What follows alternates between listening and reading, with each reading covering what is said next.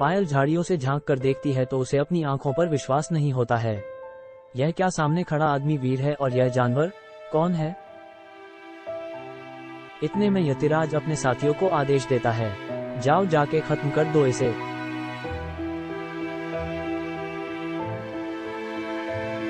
हे भगवान, अब मैं क्या करूं? किसी को बताऊं या नहीं?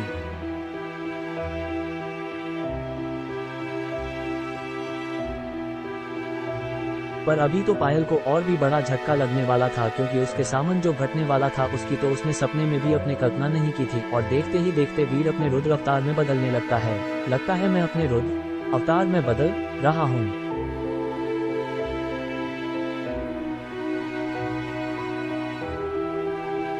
यह मैं क्या देख रही हूँ? मुझे अपनी आंखों पर विश्वास नहीं हो रहा।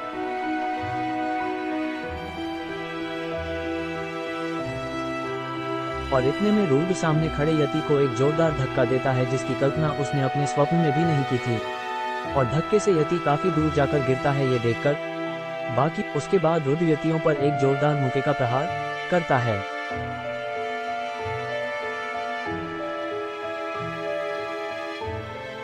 तुम लोगों ने क्या सोच रखा था? मुझे वीरगति को प्राप्त करवाओगे? ये लो मेरा जवाब।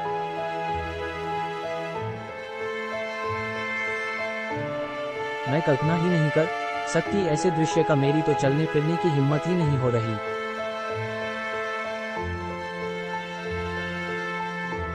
इतने में रुद्र हवा में उड़ते हुए एक जोरदार लात से प्रहार करता है।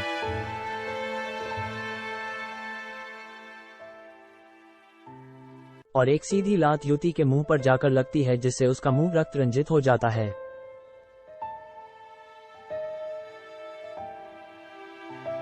रुद्र के इस प्रहार से यति एक के ऊपर एक जा गिरते हैं। सभी यतियों के मन में एक भय की भावना उत्पन्न हो जाती है।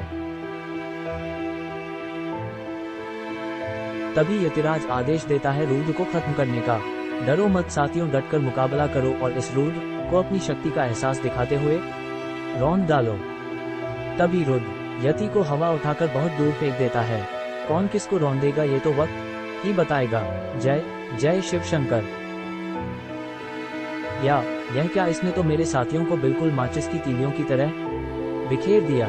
यह कोई साधारण आदमी नहीं, जैसा कि मेरे गुप्त चोरों ने बताया था। ये रुद्र अवतार लग रहा है। और देखते ही देखते यति गायब हो जाते हैं। रुद्र उनका पीछा करता है पर वो लोग उसके हाथ नहीं लगते। रुक जाओ कायरों, भागते कहाँ हो? पायल अपनी जगह खड़ी हुई है, उसे समझ नहीं आ रहा क्या करें और वो काफी असमंजस में है।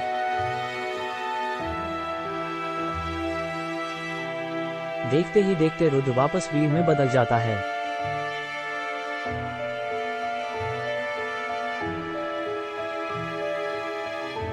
सभी लोग अपने शिविर में वापस चले जाते हैं। मैं तो अभी तक सदमे में हूँ कि मैंने क्या देखा है। अगर मैंने किसी को ये बात बताई कि मैंने वीर को किसी और रूप में बदलते हुए विश्वास नहीं करेगा। वेद से भी कांटेक्ट नहीं हो पा रहा है। लगता है मुझे इस लड़के के पीछे किसी जासूस की तरह अलग कर प्रूफ इकट्ठा करने पड़ेंगे। सुबह के 4। गीता बेटा, इतनी सुबह सुबह कहाँ जाने की तैयारी में हो?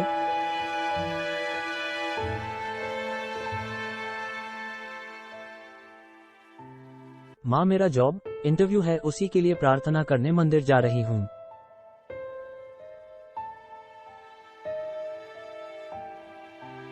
जॉब इंटरव्यू के लिए प्रार्थना?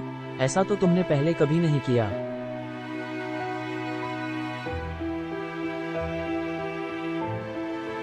अरे माँ, आप टेंशन ना लो, ये थोड़ा स्पेशल इंटरव्यू है, इसलिए प्रार्थना करना जरूरी है। 3। गीता के घर से निकलते ही उसके मामा भी ड्राइंग रूम में आते हैं। अरे दीदी, यह गीता सुबह सुबह उठकर कहाँ जा रही है?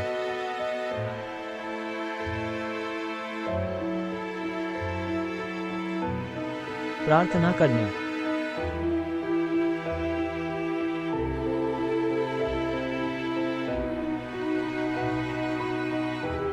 गीता बेटा, मैं तेरी माँ हूँ, तू मुझसे झूठ नहीं बोल सकती। यह तो मैं भी जानती हूँ तू प्रार्थना करने नहीं जा रही है। मुझे इतना पता है तू जो भी कार्य करने जा रही है वह महत्वपूर्ण और अच्छा ही होगा। और इधर गीता महात्मा सोमदूत द्वारा बताई की जगह पर पहुंच चुकी थी। प्रणाम सोमदूत। यह महात्मा सोमदूत के साथ कौन खड़ा है? क्या यही वो विशेष व्यक्ति है जिससे वो मिलाना चाहते थे?